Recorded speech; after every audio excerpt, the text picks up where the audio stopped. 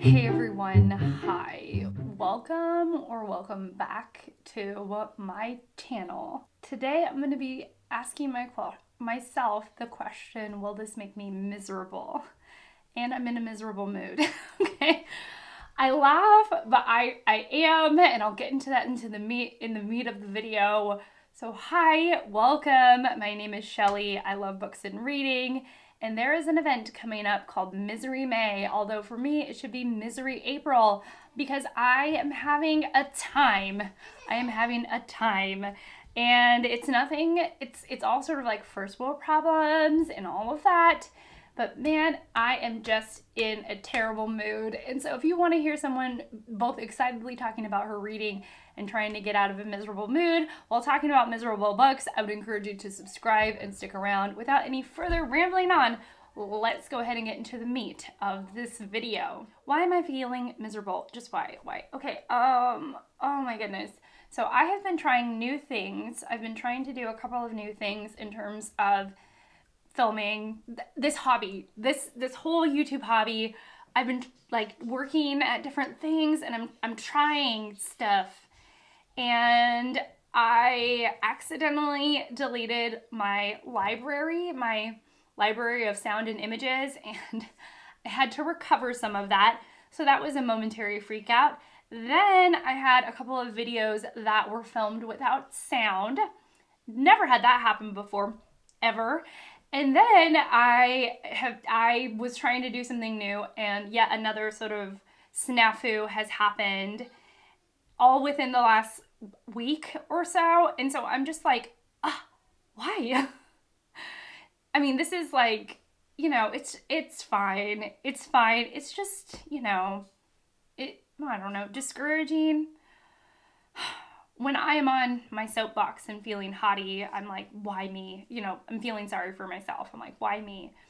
And then, when I really think about it, I'm like, girl, this is a hobby. I feel grateful to be here with you all. I feel grateful to have the time.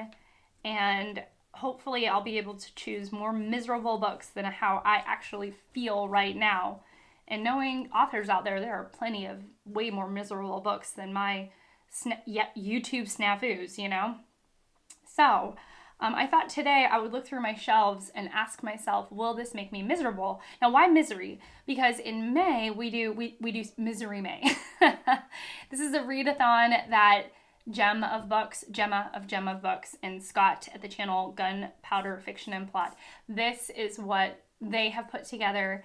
It's got a bunch of prompts and such, but I'm just gonna look around, and I'm going to ask myself, will this make me miserable? And if I think it will, I'll show it to you, and it will be on my pile of possibilities for May. And maybe in May I'll try and read books that will only make me miserable or something like that. Now, in my estimation, there are two ways to be miserable. I'm sure there are far more than that. One way I believe Misery May can be accomplished is if you are actually miserable reading the book. There are a couple of books, even books that I've read this year, that have made me utterly miserable as a reader. Last year, the king of misery was Covenant of Water. I despise that book. I felt trapped within its pages. Also, Joyce Carol Oates's We Were the Mulvaneys, another miserable book for me. And not because the content was miserable, but she made me miserable as I read it. So there's that kind of miserable. We're going to try and avoid that first kind of miserable, and we're going to move on to the second miserable. The second miserable is that there's tortured characters, but it renders a beautiful book, And so that's really the one that I want to read. I want to read about tortured souls. But see, I don't know, but then there's actual misery May-ness. And that miserableness. Oh, so maybe a third misery is a truth that makes me feel terribly sad. So maybe a nonfiction book that reveals or explains something that just makes me really, really, really sad because of the nature or the reality of the situation or life. So one of them is that I despise the book so much that I think it's awful, and that is a miserable thing. The other one is like the tortured character, and it's, the character is going through misery and it's an entertaining read. And then the last is maybe a nonfiction book revealing miseries of life in this world. So let me look around and I will see what I can see. I will be back.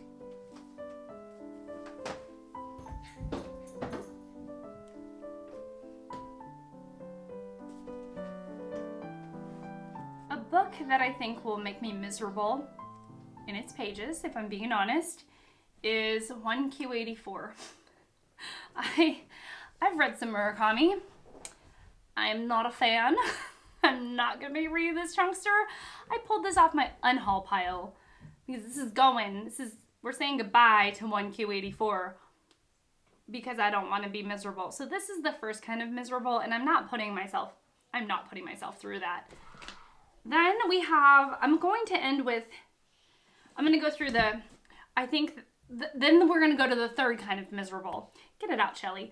The third kind of miserable, which is, it's revealing something about history in the world or the world that is deeply moving or sad. I thought of Radium Girls by Kate Moore might be a good choice for Misery May, because it is about women who were painting radium on the faces of watches, not understanding that they were really consuming poison. So I think that could be a sobering read.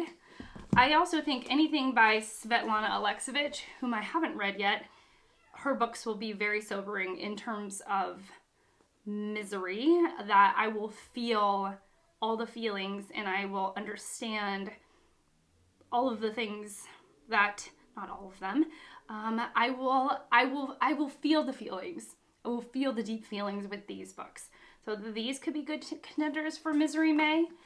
And then I have one that's kind of in the middle, I have White Oleander by Janet Finch.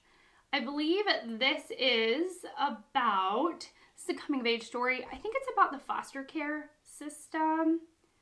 I thought that it was. So I thought maybe it would make me understand on a deep level the foster care system, but also follow the misery of characters. I'm not sure now. I'm not sure if it's about the foster care system. So there's this. And then finally, the best kind of misery. the misery in which you're reading about tortured souls in fiction, okay? Not nonfiction, in fiction. I have Call Me By Your Name. I feel like this is a love story full of longing. And so this is by Andre Aciman. I have yet to read this, and everyone tells me I'm going to love it. And I have East of Eden by John Steinbeck. So another possibility, because I think there's some really terrible characters. I don't have any idea what this is about. I think it's a family saga. Don't really know. Don't really care to know until I get in there. But from what I know, there's a terrible mother, I think. So this is a contender for possibly making me miserable, or having tortured people in the book. Maybe it'll make me angry. I don't know. So there's that. Let me see if I can maybe find a couple more books on another pass.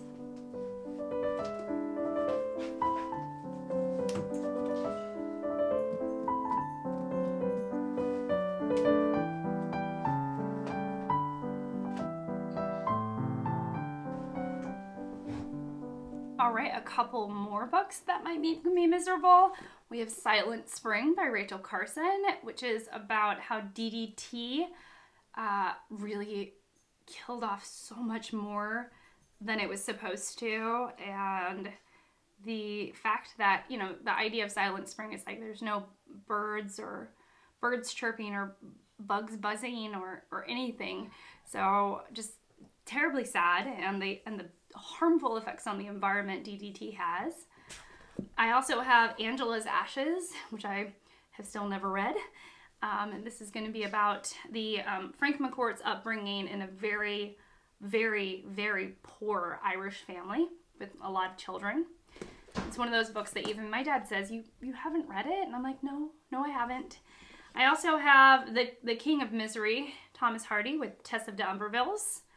And finally, which is, I don't know, but it's sad, I guess. And then I also have Michael Ondate, who wrote The English Patient, which is, again, tortured love story, I think. Wow, I've got a lot of miserable books. Yeah, wow. Okay, well, I think that's enough misery. Which one do you think will make me the most miserable? I don't know. I think, I think that Alexovich is up there. Silent Spring is up there. I think maybe East of Eden might be a contender of something that's terribly miserable. And I am not going to read 1Q84, even if it is going to make me the most miserable. No, I stop there. Okay, like I'm not reading Murakami. Yeah, okay, so that's it. That's it from me. Tell me about your Misery May picks. I would love to know. And yeah, I'm gonna go, but thank you so much for being here. Thank you so much for spending this time with me. And I'll see you all in my next one. Bye!